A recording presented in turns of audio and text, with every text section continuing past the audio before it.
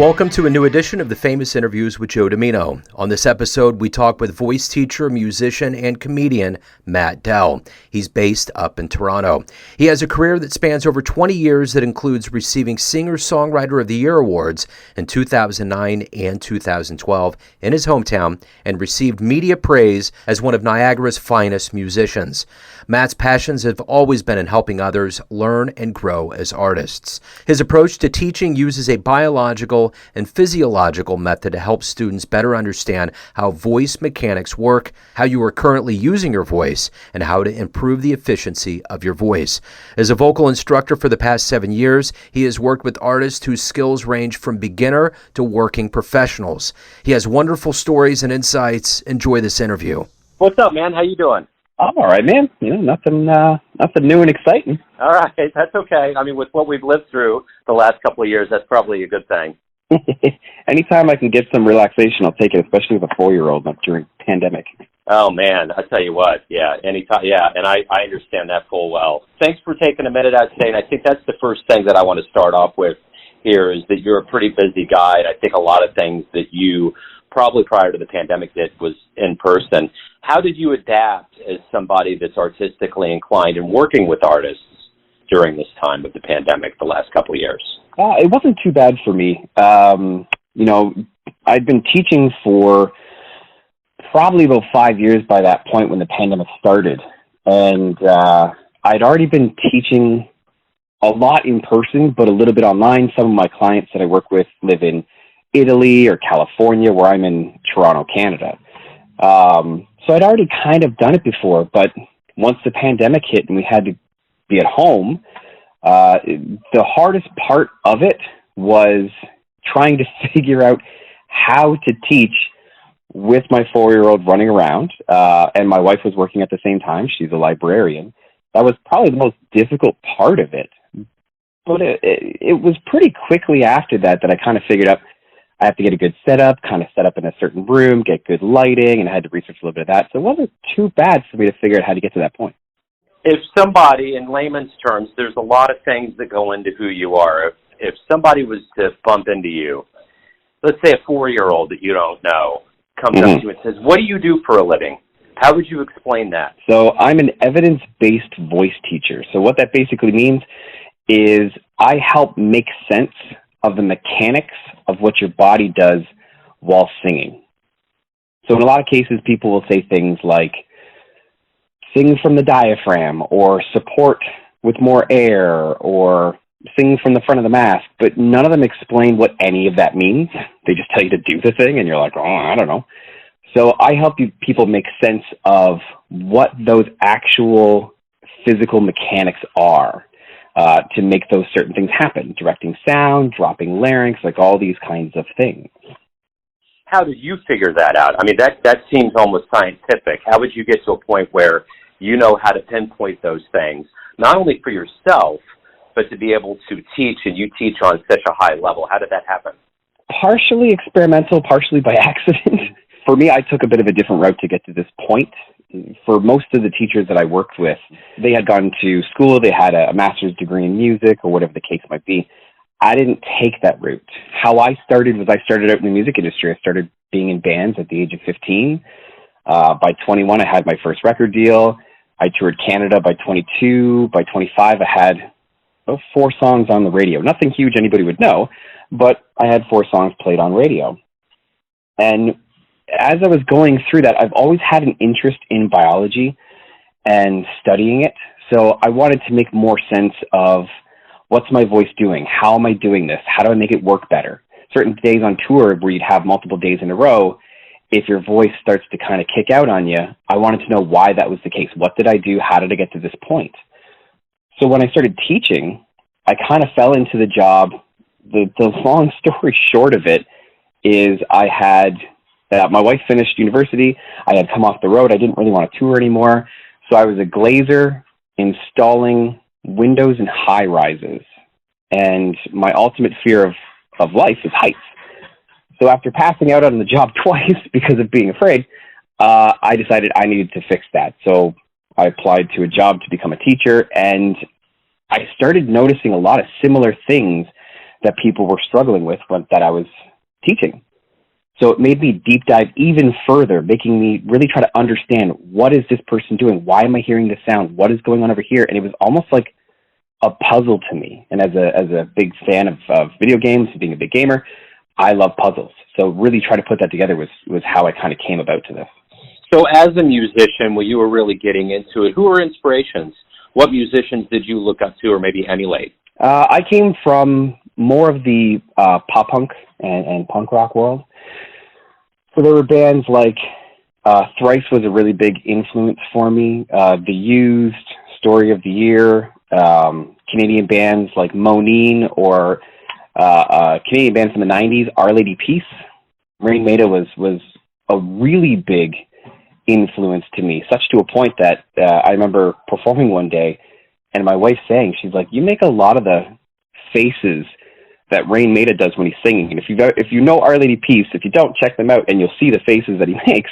And she's like, "You do a lot of those things." And I didn't realize how much he had actually impacted and influenced everything that I did. What was it like to segue from that whole idea of being on the radio and being a musician to what you're doing now kind of behind the scenes? Did you have kind of a midlife crisis, or was it just kind of a natural thing where you're like, all right, well, this works, I'm still going to be in the industry? How did that whole psychological shuffle happen for you? That was probably at about 28, so it was probably more of like a quarter-life crisis than a midlife crisis. But, yeah, not well. I had a complete identity crisis, having no idea what it was I was going to do, I was going to be. For years throughout my career, I was told by a lot of family, a lot of friends, that this was never something that I was going to be able to do. It's too tall of a mountain to climb. There's too many obstacles in the way, so on and so forth. So when I finally decided, I was like, you know what, I this isn't for me anymore. I don't want to be away from home anymore. It just wasn't bringing me passion anymore. I had no idea what my identity was because it was so wrapped up in that. So what I started doing to kind of find myself and get to where I am now was I went to improv comedy. There's a place called Second City that's in Toronto. It's also in Chicago. And I'd always kind of been interested in comedy, and I started doing improv. And the whole point of improv is to do yes and. So whatever somebody pitches to you, you have to say yes, and you add to it. So I took on that approach to my life, and I started yes-anding just random ideas. So I had an idea to write a book. So I randomly was like, okay, I guess I'll just try to write a book. And the deal is whatever I tried to do, I had to finish it no matter how bad it was. So I wrote a book. It was only 56 pages long, but I wrote a book.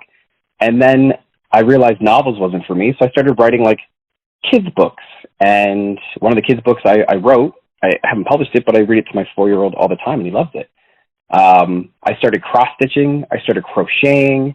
I started doing so many different things to try to figure that part of me out, figure that identity. But music just never left me until I finally realized what I wanted to do. I loved biology. I loved music, and I've always really wanted to be helpful for people and really kind of motivate them and bring them to that next level themselves. So teaching just happened to kind of fall into my lap and just make sense. You know, I think the interesting thing about comedy, I had some friends years ago when I was in my 20s that worked at a big comedy club in Kansas City, and he would try to do the improv.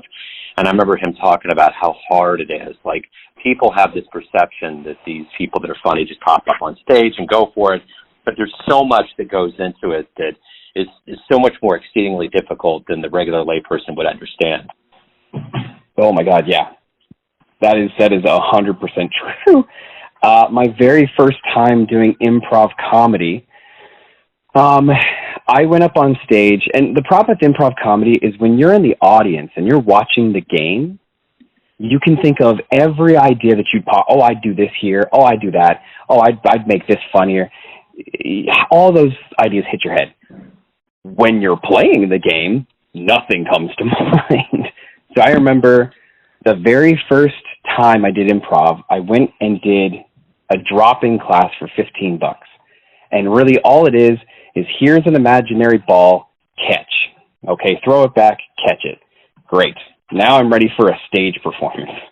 So my game was selling a car using only facial expressions. And I'm a musician. I'm not an actor. So I don't know. Besides just regular and sad, I don't have any other facial expressions.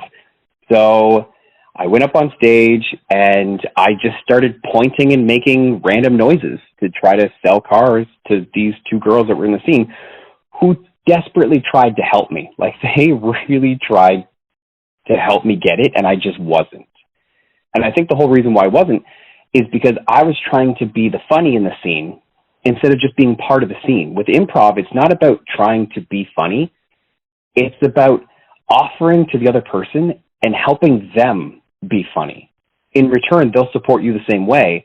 And then in the end, as I've learned, if you're not funny in the scene, but the scene went really well, it doesn't matter. So the end of the scene had me making noises and pointing, and the person running the scene had said, "Stop pointing." So I stopped pointing. And I went, and he said, "Stop making noises." So I stopped making noises. And I stood frozen in front of an audience of like 50 people. And he says, "Quick, do the first thing that comes to mind." So I dropped to my knees and pretended to cry to beg them to buy the car. Everyone laughed. They ended the scene. And afterwards, the guy running the scene, who knew this was my first time, had said, "Do you know why everybody laughed?" And my answer was, "Yeah, because you're all a bunch of jerks." And he said, "No." He said, "Because you weren't trying to be funny. You just reacted. You just did." And in day-to-day life, that's what we do. We react. We don't overthink. Now, in some cases, we do overthink, but when we do things well and we have confidence about it, we're not overthinking it. We're just doing it, whatever the case might be. And that was a big part of a big learning lesson for improv, not being anywhere near as easy as it looks. You know, and I think the other part of it too is it's about being relatable and being real. Like, when I really see good comedians, it's just about bringing up, like, that's why George Carlin was so timeless. There were things that he was bringing up that were totally real that a lot of people wouldn't say because there's this corporate business safe mentality that people have. And of course, they slip into your world as a comedian because they want to get away from that. But at the end of the day, it's being relatable to it. Like, when you're getting down and begging, it's like there's a part of us that does that when we hit that wall, and that's relatable. It's real, you know? Yeah, the weird thing with art in general, whether it be music, whether it be comedy, whether it be anything, is being relatable. But the way in which to be relatable is to try not to be relatable in a way. Yeah. Like, if you try to force being relatable to things, people can see through that. But with George Carlin, the big thing with him is he was just mad at what was going on in the world politically. And by being angry about it and talking about it, that became relatable. Jon Stewart being the same way, Trevor Noah being the same way, John Oliver being the same way. Like, that's how they become relatable. But if you try to force that and try to give into that narrative thinking that's what you need to do, it doesn't work. And music is the same. If you try to write music thinking this is what people want to hear, that doesn't work for anybody. You got to write stuff that means something to you. I remember way back in the beginning of my career, as I was writing stuff, somebody had said to me, they're like, "Your music sounds like it's got a 90s vibe to it." And I said, "Yeah, you know, some of my influence comes from back then. It's kind of like new age emo pop punk with like 90s kind of rock." And they're like, "Well, that's not what's popular right now." And my answer always was like, "Okay, that's fine. Then some people will dig it and some people won't." And I stuck to that for quite a long time until eventually, as all trends do, they re-return. So eventually, like, a 90s vibe kind of started coming, and we can see a huge wave of that now with R&B and everything. Like, we're seeing that big 90s return. Yeah, so anyways, as I digress, you have to be relatable by not being relatable. Yeah, well, no, and I get that. Yeah, I totally get that, because I think there was a lot of people, even when you talk about the 90s, that released songs that probably had no idea that it was going to go anywhere. I mean, I think even sometimes I watch these documentaries like the Kurt and Courtney, where they were just kind of, even at the height of what they were doing, I know they were really drug-addled, there was still a level of them that was kind of deer in headlights. They were just trying to, like, exist and just do what they've always done, and I think that's the part of it. If it's not forced, then unfortunately we've entered this whole, like, Kardashian kind of world where everything's under a microscope and our perception of reality is so skewed, which is obviously why our political process and lines in this country have been so blurred. You know? Yeah, legit. That is definitely a case. I wonder, and I've watched interviews of someone like Dave Grohl kind of talking about it, but I wonder how Nirvana, Foo Fighters, anybody like that would have handled trying to make it in the music industry today with social media standards. Don't get me wrong, back then came with its own challenges, of course. With social media, you can be broadcasted to anybody, anywhere, at any time, where back then it was much different. You're kind of dealing with companies a lot more. But with social media being as it is, with that kind of, as you said, with that Kardashian level brand marketing that has to be done, with everything under a microscope, although the internet has become a great tool to expose musicians, the big problem I'm finding with it now is that back in the 90s and before, it would kind of, if you were a band trying to get a fan's attention, it would kind of be like standing in a room with 10 other musicians all screaming off the top of their lungs for one person's attention.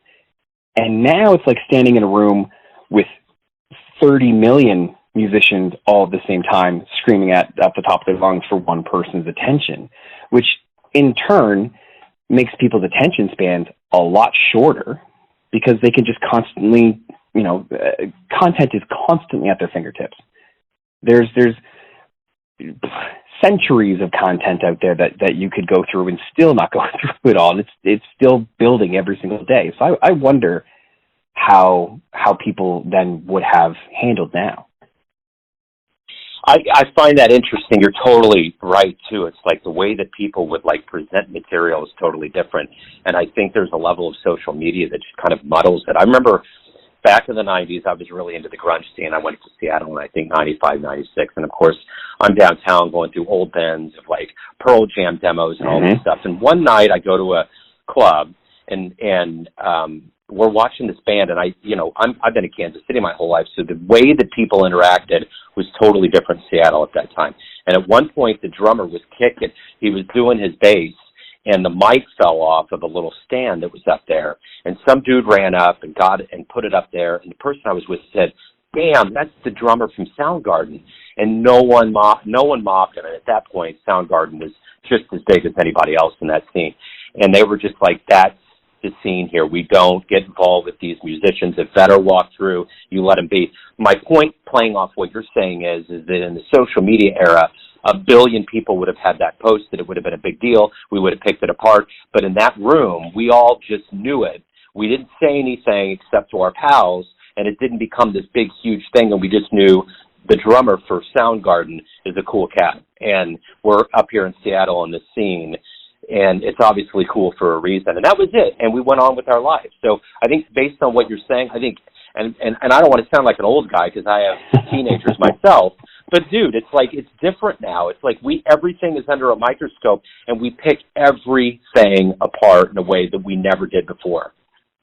Yeah, the one thing, and I don't want to knock them by any means, but the one thing that I'm just not a fan of is the Vocal Coach Reacts videos.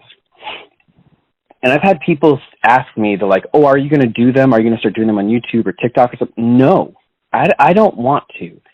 Mainly because if you send me a link of someone's performance, whoever it is, it doesn't matter, and I listen to it, and I'm like, "Oh gosh, they're having this pitch trouble, they're doing this, they're doing that, da da da da da da." My video would be 15 seconds long of, yeah, maybe they were tired or sick.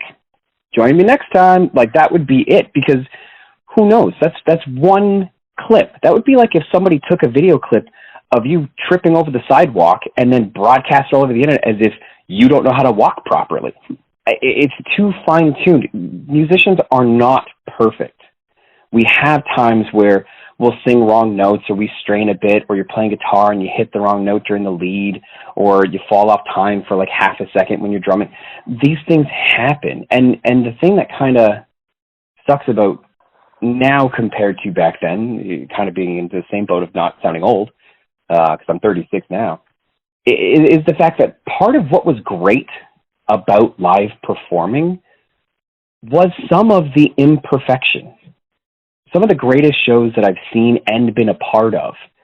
I remember watching a band, Monin, here from Canada, and we were watching one of the gigs, and as they're playing, they haven't been a band for a little bit. They come back for this reunion, and it's an outdoor festival, and it starts raining, and it starts raining hard. So they're into the first song, and the rain is going directly into the stage. It short circuits the bass amp, and then halfway through the second song, it then short circuits the guitar amp, and then the drum mics, and then the microphone. It kills everything, and they still have, probably by this point, another 35 minutes left of their set. And one of the most magical things I've ever seen is they all just put their instruments down, and the guitar player had just an acoustic in his hand, and in the rain walked up to the front of the stage and just sang, and an audience of probably 5,000 people sang every lyric to every song for the whole rest of that 35-minute set. And that imperfection that some people might be like, oh, they should have covered their amps in plastic or done it, blah, blah, blah. You would have missed out on that magic. Like, that would have never happened. I remember playing a show once where I was so sick, I lost my voice entirely. But when you're on tour, when you're playing, you got to do what you got to do. The show must go on. And the bass player, before I went up, asked me, he's like, what are you going to do? And in my response to my voice, I just went, I don't know, I'm going to try something. And I just went up on stage, and I looked at the audience, and I said, I'm so sorry. I can't sing tonight. Let's just all have a good time. I threw the mic in the audience, and I jumped on top of them, because that's the punk rock grunge thing to do. And for the whole half-hour set, we all just sang every lyric to every song, the whole audience and me. And it was magical to see a bunch of people, like a room full of 80 people who know the words to a song that I wrote in my bedroom. But if that kind of mistake hadn't happened, if that inconsistency didn't happen, I would have never experienced such a magical moment that I remember and gives me goosebumps still to this day. You know, covering jazz, which is the main thing that I do, I realize, and it took me a while. It seems kind of rudimentary on paper that, you know, they do one thing, they everything. Every time they get on stage, they're not quite sure what they're going to do, and it's always going to be new. It's never going to be done again. And I remember one time I was down on 18th and Vine, the fabled Kansas City cradle of jazz, and there was a guy from Cincinnati named Phil DeGreg, and he was just like a dude that you would not expect would be as proficient on the piano as he was, and he was amazing, and he had a great band, and there was a storm outside, and you could see the trees bending and everything going, and all of a sudden, everything flickers, and everybody that was plugged in an electric goes off, and he didn't stop. He just kept going, and they kept going, and I think the electricity may have been out for like 30 or 40 seconds, maybe even a minute, and they just went right back into it like nothing happened. And that's the kind of thing right there where it's like they just kept going. But I will never forget that show. There's a lot of moments that people remember from shows, but that one specifically was just like that was it. There was something magical about that. Yeah, and you miss out on those opportunities when it comes to things. And, you know, I tell students all the time, if they're interested in performing, a common thing that I'll hear from them is, I'd rather wait until I'm ready. I'm preparing the song, but I don't feel ready yet. Realistically, you're never ready for anything until you just go and do it. Because that's how you're going to find out what things you need to improve, what might be missing, how the crowd reacts to whatever you're playing, writing, whatever, right? And part of one of the things that you learn live is you learn that when moments like that happen, when the power goes out, lights go out, whatever, and you're playing, and then 30 seconds later, the power comes back on, and the whole band joins in, that's not because they're just talented, born with it players. That's because they've been playing for so many years, have played so many shows, have made so many mistakes and had so many weird things happen on stage that it just doesn't affect them anymore. They're just used to it. They just know how to seamlessly kind of deal with it. And it's strictly from allowing yourself to have those moments happen. I think about that in this modern day and era right now with the way Chris Rock has handled what he's gone through, and I think he's done it masterfully. It's like, that's the reason why he's such a good comedian, because from the minute after that whole incident happened with Will Smith to right now, he's slowly starting to talk about it, but he's also like, if you guys really want to talk about this, I'll do it at the right place at the right time. He's in control of this, and it's interesting, just like with you and your improv, like what you have to do on the fly. And God, I mean, what would a lot of people do after the entire world watches you get assaulted by somebody? You know, there's a million different things that he could have done, but he stood up there, he went through it, and he got over it, and he still, 2 days later, went to Boston and performed a show. Yeah, comedians live a whole different life than a lot of musicians do. And it's not that I haven't had my fair share of bottles thrown at me over the years, because I've had a couple. But comedians, like, the one thing getting into stand-up, I have done a little bit of it. I'm not great at it, but I have done a little bit of it. And the one thing you have to kind of prepare yourself is for heckle. Now, what Chris Rock had to put up with, that's far more than a heckle per se. But the best way that you deal with a situation like that is in a moment where control is taken away from you, you don't let the rest of the world dictate that further control being taken. You don't let, when people come up and like, we'll talk about this, say this, say this. You don't have to be like, okay, well, I'll just say everything, because maybe you haven't had time to collect yourself. Maybe you need a moment. Yeah, if I got hit in the face, guess what? I need a moment. So taking that second to take a step back, I'm going to talk about this, but now's not the moment.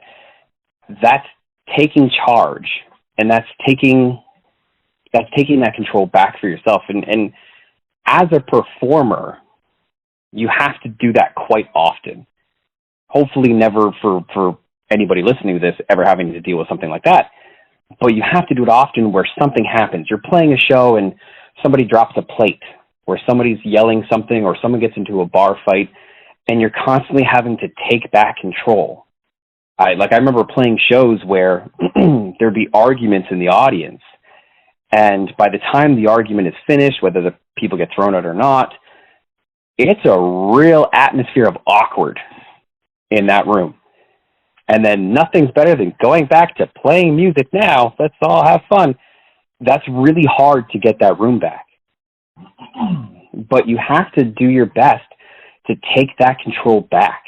And I think for something like Chris, with lots of experience that he's had, he handled that real well. So is somebody, let's put this kind of in a more hyper, or like a more magnified context here, and put your powers to be here. As a vocal coach, who out there that maybe the public doesn't realize, who out there that's a singer is natural at it? They were born with it. It's not that they don't work at it, but they came at it naturally. Contrast that with who's out there right now that's big, that's really had to work their ass off to get to where they're at. I can tell you who's big now who really had to work hard. And that's Ed Sheeran. So whether you're a fan of Ed Sheeran or you're not a fan of Ed Sheeran, there's a video of him on a talk show. I have a video of it on my TikTok that I have. And he talks about, people saying that you're either born with talent or whatever, and that's not the case. You really, really have to work at it. And he plays a clip from an audio file that he has of him singing when he was younger. Playing guitar relatively well. And then he starts singing, and it's crackly, it's, strainy, it's out of pitch, just a million things that you would listen to that. And I think for most people listening to that would hear it and be like, oh, that guy will never make it. That'll never happen for him in a million years. But because of constantly working at it, constantly practicing, and kind of almost obsessively, he got better and better and better, because that's what talent is. Talent isn't entirely what you're born with. It's what you do with it. Now, I'm not saying that people aren't born with talent. You know, for myself, I've always been able to play by ear. So I started playing piano at the age of 2, just watching Sesame Street and walking up to the piano at my grandmother's house and just figuring out what the theme song was on piano at about 2.5. But what I did with that skill is I spent years, decades, honing that skill, being able to learn chord progressions, memorize those, you know, what those things sound like, really kind of honing my pitch and all these different things that took years and years and years to try to figure out. You know, and you have some people who are naturally talented. You got Ariana Grande, you got Beyonce, you got those people. Like, yeah, they're naturally talented. Yet also they've been singing since they were 3. They had parents that threw them into voice lessons, whatever else, and they've been singing since they were young. It's one of the weird things with singers.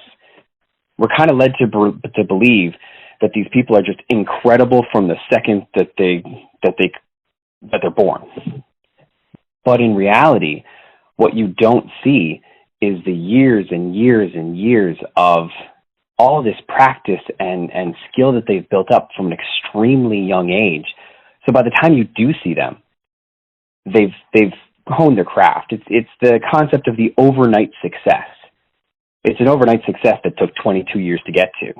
When I finally kind of started getting somewhere, people said to me, they're like, how does it feel to all of a sudden blow up and become this overnight success? I'm like, it feels like it took 12 years, because it did. I think about that with bands. Like, I remember hearing about how the Beatles and U2, it just took almost like a decade, if not more, of playing in seedy clubs and low-level places. And people there's that mentality where they think that you just arrived there. But, man, that's the reason why VH1's Behind the Music was so indispensable back in the day.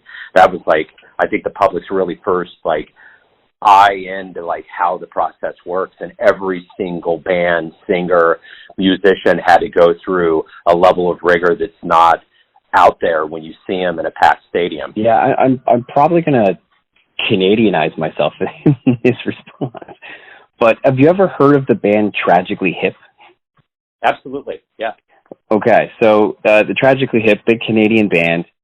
I guess the rumor has it when they first started as this band, they were this cover band, and they were fired from their original gig because the bar owner was like, you guys got no talent, you got no, spirit, you got nothing.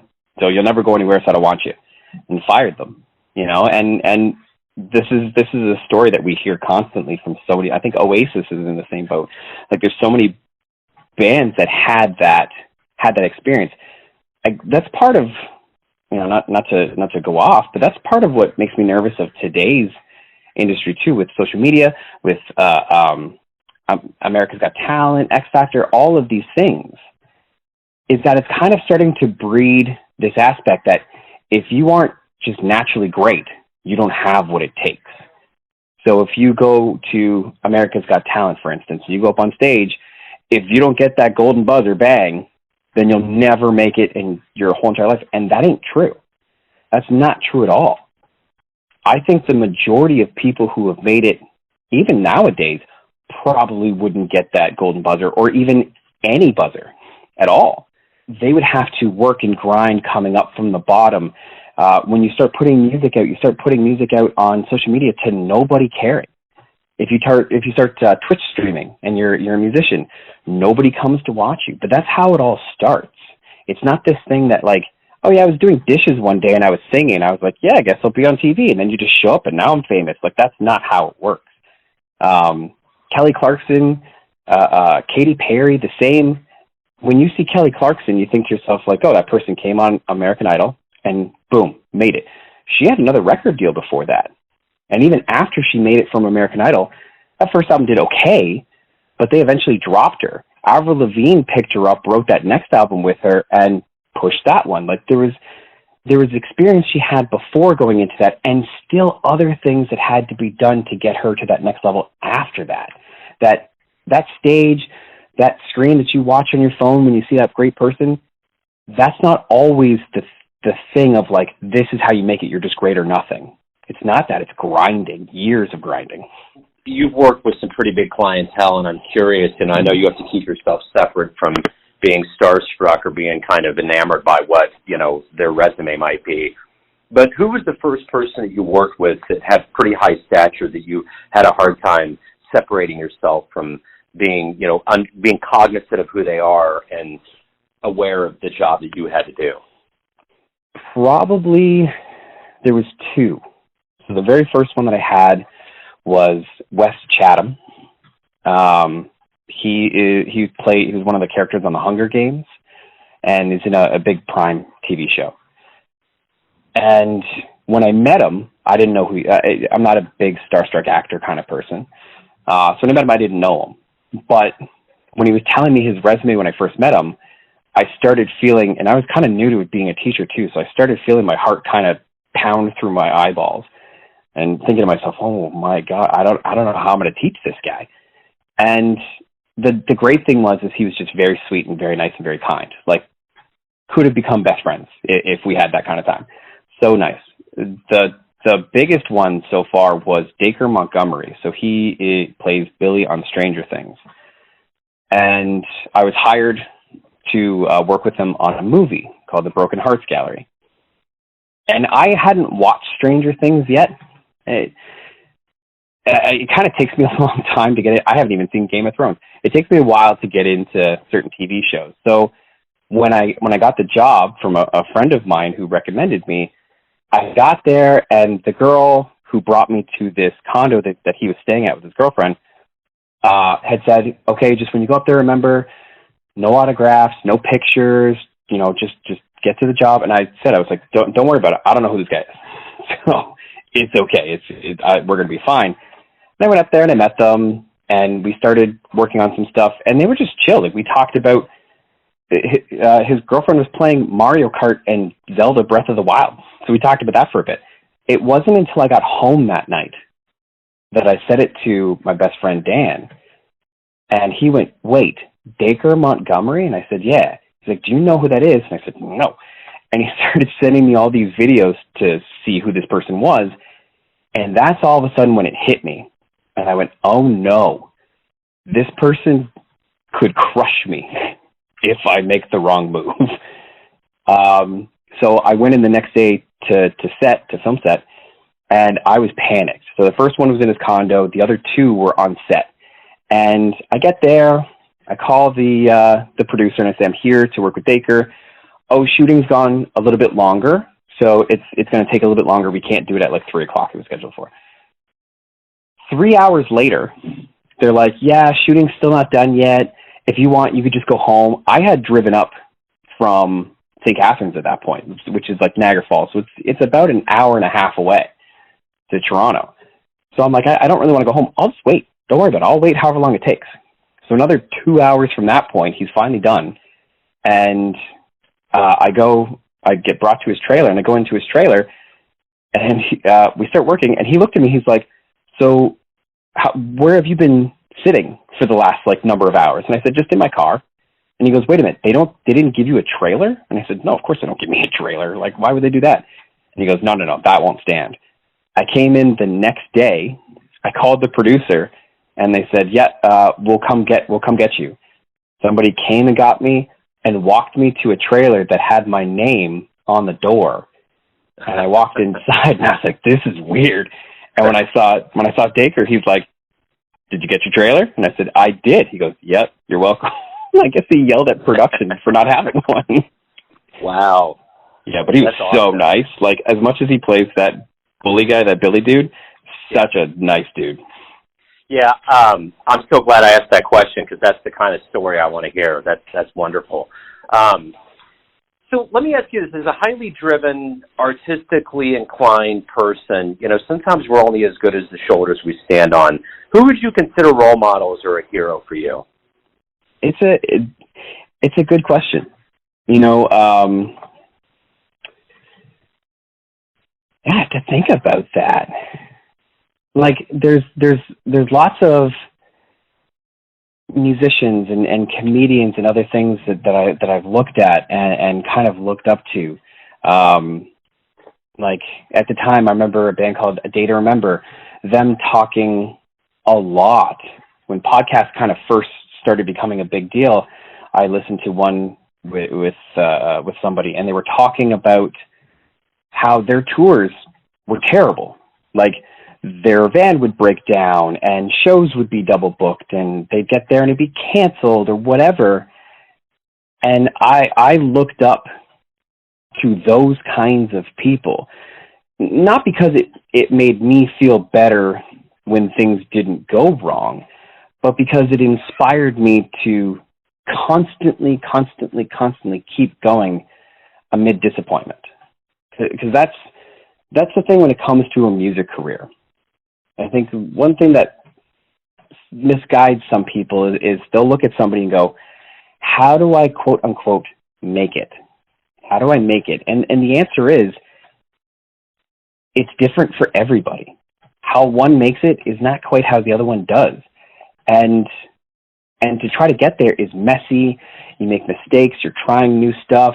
So when you go on tour, I don't know how it's been for most, but I know for myself, I slept in my trunk on tour for a long time. I had a mattress. I brought down the back seat and I slept back there, winter, summer, whatever, because I just had to get wherever I needed to go. And part of what motivated and inspired me to keep going no matter what was the stories from all of these different bands that I looked up to. The Thrive story of like all these people. And that really motivated me to kind of keep going. But, and this may sound sappy, but the biggest one that has motivated me the most is not a star. It's not a big person. It's literally been my wife. She's been there since the very beginning of all of this. Like, yeah, I had that stint between 15 and 21 when I met her, but when things kind of started doing well, she was there for me. The big times, the worst possible times, and she was there to praise me when things are going well and talk to me when they didn't. And when I kind of decided to come off the road and realized construction was not for me, and I wanted to become a voice teacher, she was in my corner. She motivated and she pushed me to keep going. When I left the school that I was teaching at for about 6.5 years, 7 years, to now go on and do the company I do on my own now, she was the one that pushed me and inspired me to do it. So it's like a combination between those two. So if you could meet anybody alive on planet Earth right now, who would it be? Who would you love to meet? Anybody on planet Earth that I can meet right now? You know what? I think, funny enough, it would probably be Conan O'Brien. Like, if I had to throw it anywhere, yes, I've been a musician for my entire life, but as art goes, if you're a musician, you desire to be a comedian, and if you're a comedian, you desire to be a musician. And I think with Conan, like, he loves music, and he talks all about the Beatles, and he talks all about so many different things musically, but also understands so much about comedy as well. And just to kind of, not starstruck by him, but just to sit down and just to talk to him about those things, how they intersect in his life, and just talk shop about both of them, I think would be entertaining. It'd be funny. It'd be interesting. So I think him. I agree. My dog is named Coco. We got her right when she went to the Tonight Show, and I named her that. She's a red Australian Shepherd dog, and this morning my son, we were saying her name, and I was just sitting there, and I was like, just sometimes it strikes me, it's like I named that dog after Conan O'Brien. I love him. I used to watch him all the time. That was one of my happiest times when he got the Tonight Show gig, and Conan's a genius. In fact, my day job, I work in a school district in Grandview, which Kansas City's massive. And Mark Pender graduated from Grandview High School in 75. So I got to interview him one time. And he's driving up 101 in a convertible, and we're just talking, and it was right when he was going to the Tonight Show. And anyway, so yeah, I've been a big fan, so I'm in the same boat. So what has been the best fan letter you've ever gotten back? Like something that someone said to you about what you did that you always remember? There's two. I remember a girl that I went to high school with. Her name was Cheryl. Her daughter, young, probably, I think at the time, like 6. She messaged me, Cheryl did, and she said, look, this is weird, but can you come over and play for my daughter's birthday? She's a big fan of your music, and she would love this. And she's like, I'm sure you're busy, I'm sure you're on the road or whatever else, but if you have time, can you? And I got back to her and said, yeah, sure, absolutely. Like, I don't mind coming by for 10, 15 minutes for what I got time for, and I'll play for her for sure. And I did. And when I got there, she was excited. She got teary-eyed. It was really emotional. Played songs for her that she wanted. And afterwards, she gave me a drawing that she drew of us. And I thought that was super cute. that really got me. And then there was another girl, also a bit younger too. Her name was Lakin, and you know, she said lots of really nice things and kind of the same thing. Gave me like this really nice little picture. It's like those things that I get that really kind of touch my heart, because this is something I've wanted to do since before I have memories, and to look at these kids who look at you as if you're this big person, as if you're this real big somebody, when you don't feel that way. And it really makes you realize what kind of impact you can have on somebody's life, even if it means taking 10 minutes out of your day to go to a 6-year-old birthday party and play it, and what kind of difference that makes for that person. And those two are probably like the big ones that like really got me. So everyone has a perception of you, an idea of who they think you are, your family, your friends, your fans, clients, but ultimately you live your life. You have a perception of you. Who do you think you are? Successfully flawed is how I look at myself. In the sense of, you know, I have my flaws. I have my imperfections. The majority of how I've gotten to where I am today is because of the mistakes I've made to learn the lessons to get me to where I am.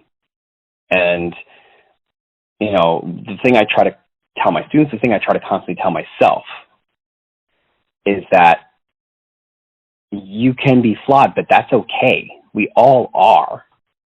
It doesn't make it bad. It's what makes you the better person that you become. We are not our past mistakes. We are the results of the lessons and successes that come from those. And that's something that I constantly try to tell myself all the time. Beautiful, Matt. Hey, Matt, thank you for opening up. I appreciate your time. Good luck with everything. Thank you for having me. I appreciate it. Thanks for tuning in to another famous interview with Joe Dimino, where we cover the world of art, literature, and music around the globe. If you want to hear more interviews, you can visit the Famous Interviews with Joe Dimino channel on YouTube. Thanks again for listening, and until next time.